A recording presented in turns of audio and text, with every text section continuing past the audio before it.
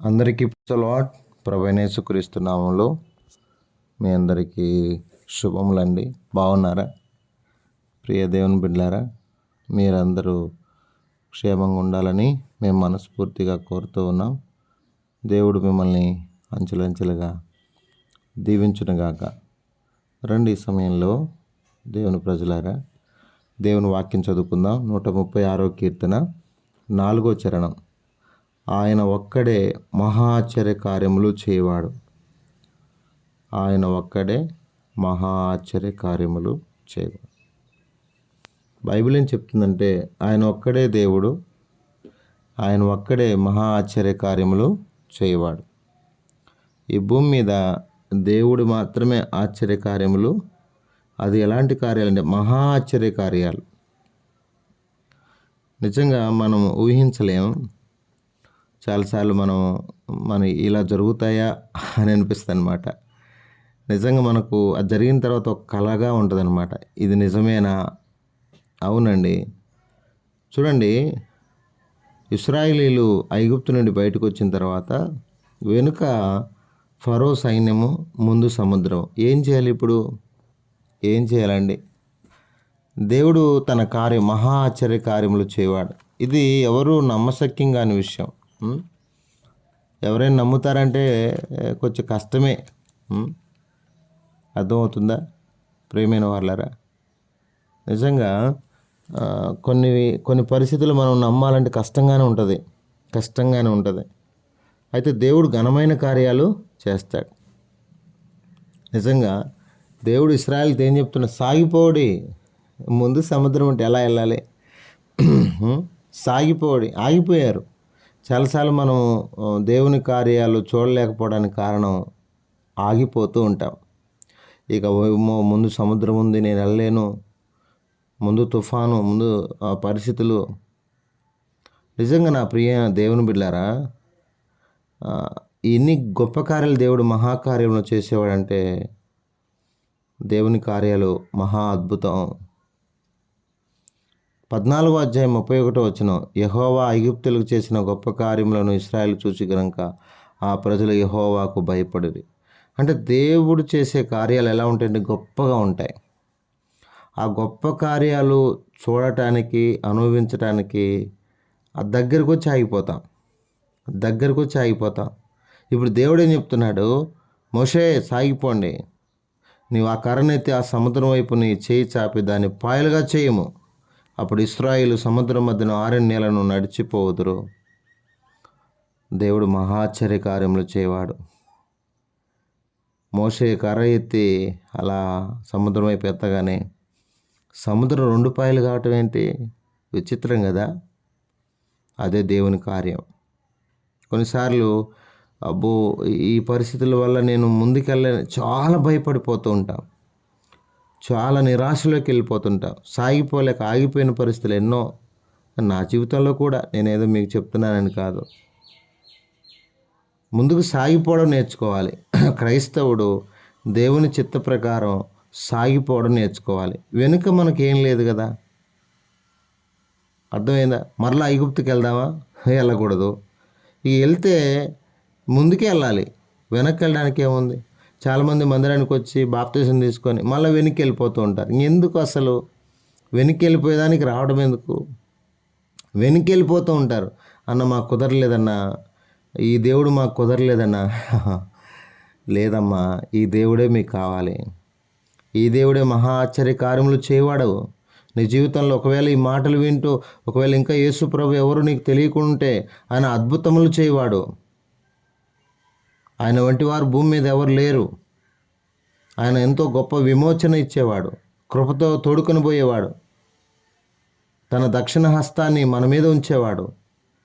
ఆయన తన ప్రజలతో ఉంటూ వారి ప్రతి పరిస్థితిలో తోడుగా ఉండేవాడు. నా ప్రియ స్నేహితులారా, నిర్గమాకాండం 14వ అధ్యాయం 25వ వచనం ఏం చెప్తున్నాడు దేవుడు? యెహోవా వారి పక్షమున మనతో యుద్ధము చేయుచున్నాడని చెప్పుకునేది ఎవరు?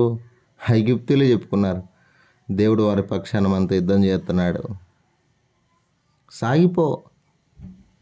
ఆగిపోతే శత్రువు వచ్చి పట్టుకుంటాడు. చాలాసార్లు ఆగిపోయి శత్రువుకి చిక్కిపోయాం. ప్రార్థనకు ఆగిపోతాం, మందిరానికి ఆగిపోతాం అన్న. నాకు వెళ్ళబుద్ధి కావట్లేదన్న. ఎవరు చెప్పారు నీకు? చాలాసార్లు మందిరానికి కూడా ఆగిపోతారు. ప్రార్థనా కూడికలకి వెళ్ళరు. ఆదివారం ఒక ఆఫీసర్లాగా పోయి ఆడ కూర్చుంటాం. ఆదివారం పోయి కూర్చున్నంత మాత్రాన మనం దేవుని మహాకార్యాలు చూడగలమా? సాగి వెళ్ళు. దేవుని కొరకు, దేవుని పరిసర కొరకు, ఆత్మల కొరకు, సువార్త కొరకు సాగి వెళ్ళు. ఆగిపోవద్దు, సాగి వెళ్ళు. దేవుడు తన కార్యాన్ని చేస్తాడు. శత్రువుని నీకు అప్పగిస్తాడు. వాళ్ళు అనుకోవచ్చు, ఆహాహాహా, ఇక మాకు దొరికిపోయారు, ముందు సముద్రం ఉంది, దాటుకోలేరు, మాకు దొరికిపోయారన్న ఆనందంలో వాళ్ళు ఉండొచ్చు. No no no no. ఎంతమంది అయితే ఇశ్రాయేలీయులను వెంబడించారో అంతమంది ఆ సముద్రంలో మునిగిపోయారు, చనిపోయారు. నేను మరొక మాట కూడా చెప్తాను. దానియేలు గ్రంథం, దేవుడు మహాకార్యములు చేయవాడు. దానియేలు గ్రంథము, ఎంతమంది దానియేలును బాధ పెట్టారో, ఎంతమంది దానియేలును ఇబ్బంది పెట్టారో,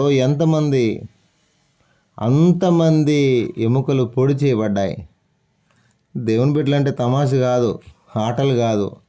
దేవుని సేవకులతో, దేవుని పరిశుద్ధులతో చాలా జాగ్రత్తగా ఉండాలి. ఎందుకంటే మనము దేవుని కార్యాలు ఎంతో ఘనమైనవి కదా. దేవుని కార్యాలు దానియేలు గ్రంథం 6వ అధ్యాయంలో చాలామంది ప్లాన్ చేశారు. కాబట్టి ఏదో ఒక విధంగా ఇతను లేకుండా చేయాలి. ఎన్నో నేరాలు మోపడానికి ఎంతో ప్రయత్నం చేశారు నా ప్రియ దేవుని బిడ్డలారా. అయితే చివరికి ఏదో ప్లాన్ చేసి సింహాల గుహలో పడదోయాలనుకున్నారు. ఈ పీడ ఈయన పీడ పోతుంది, విరగడైపోతుందని చెప్పి. చివరికి ఏమైంది? ఎంతమంది అయితే ఆయన మీద నేరం మోపారో అందరినీ దానియేలు సింహాలు ఏం చేయలేకపోయాయి. దానియేలు దేవుడు గొప్పవాడు గనక, దానియేలు యొక్క దేవుడు ఉన్నతుడు గనక సింహాల నోళ్ళే మూయించాడు. ఇక వాళ్ళ నోళ్ళు మూయించడం ఏంటి? అన్ని నోళ్ళు మూసుకొని పోయినాయి. అదే దేవుడు చేసే ఆశ్చర్యకార్యం. ఈరోజు నీ మీద ఎవరైతే మాట్లాడుతున్నారో, నిన్ను ఎవరైతే ఇబ్బంది పెడుతున్నారో, ఎవరో ఏదో చేయాలనుకుంటున్నారో, అన్ని నోళ్ళు మూయబడే దినం ఒకటి వస్తుంది. అప్పుడు దాకా నువ్వు దేవునితోనే ఉండు, దేవునికి ప్రార్థన చేయి, అనుదినం ఆయన సేవించు, అనుదినం ఆయన పూజించు. పరిస్థితులు ఎలా వచ్చినా, రద్దుపరచజాలని శాసనాలు వచ్చినా, తీర్మానాలు వచ్చినా, డోంట్ వరీ. దేవుడు మహా ఆశ్చర్యకార్యములు చేయవాడు. సింహాల నోళ్ళను మూయించినాడు, రాజు నోరు మూయించలేడా? అక్కడ ఉన్నటువంటి భయంకరమైన దుర్మార్గంగా ప్రవర్తించే వారి నోళ్ళు మూయించలేడా? ఈరోజు ఎంతో మాట్లాడచ్చు, ఎంతో వాగచ్చు, అయినా పర్లేదు. నా ప్రియ దేవుని బిడ్డలారా, జీవంగల దేవుని సేవకుడు దానియేలు. అలాంటి జీవంగల దేవుని సేవకుని ఇబ్బంది పెట్టాలనుకుంటే వారు ఎలా అయిపోతారు? జీవంగల దేవుని సేవకుడు అండి. ఏ హాని జరగకుండా దేవుడు వాటి నోలను మూయించాడు, తన దూతను పంపి. ఎవరైతే తనను ఇబ్బంది పెట్టారో ఇప్పుడు రాజు ఆజ్ఞయిస్తున్నాడు. రాజు ఆజ్ఞయగా దానియేలు మీద నింద మోపిన ఆ మనుషులు వారు తోడుకొని వచ్చి సింహాల గుహలో పడదోసిరి. వారిని, వారి కుమారులను, వారి భార్యలను అందరూ ఒకరు చేసిన తప్పుకి అందరూ వారు గుహ అడుగునకు రాకమునిపే సింహముల పాలు. సింహములు వారి ఎముకలను సహితము పగుల గురికి పొడి చేసెనో. మహాకార్యములు చేయవాడు ఆయన ఒక్కడే. అందుకే ఆయన కూడా అన్నాడు, బెల్షస్సరు కూడా, క్షమించండి, దర్యావేషు కూడా అన్నాడు. ఏమన్నాడు? నిజంగా పరమందును భూమి మీదను సూచక్రియలను ఆశ్చర్యకార్యములు చేయవాడు ఆయనే సింహముల నోటి నుండి దానియేలు రక్షించెను అని రాయించాడు. ఆశ్చర్యకార్యములు, మహా ఆశ్చర్యకార్యములు దేవుడు చేసేవాడండి. కాబట్టి భూమి మీద దేవుని కొరకు చక్కగా జీవిద్దాం. చాలాసార్లు సింహాల గుహను చూసినప్పుడు సాగిపోతామా? సముద్రాన్ని చూసినప్పుడు సాగిపోలేం.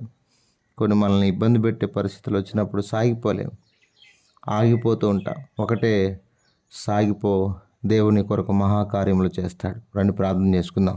పరిశుద్ధుడైన తండ్రి, కృపగలిగిన దేవా, నీకెంతో వందనములు. మీరు ఇచ్చిన ఈ మంచి సమయాన్ని బట్టి స్తుతిస్తూ మా ప్రియులను, కుటుంబాలను మీరు దీవించండి. మా ప్రియుల జీవితాల్లో మహా ఆశ్చర్య కార్యములు చేయమని, ప్రతి కుటుంబాన్ని దీవించి ఆశీర్వదించమని, నీ దయను కృపను కోరుతూ అన్నయ్య మా కొరకు ప్రార్థించమని కోరిన ప్రియులందరినీ కూడా దీవించమని యేసు పరిశుద్ధ నామంలో ప్రార్థన చేసి అడిగి వేడుకుంటున్నాం తండ్రి.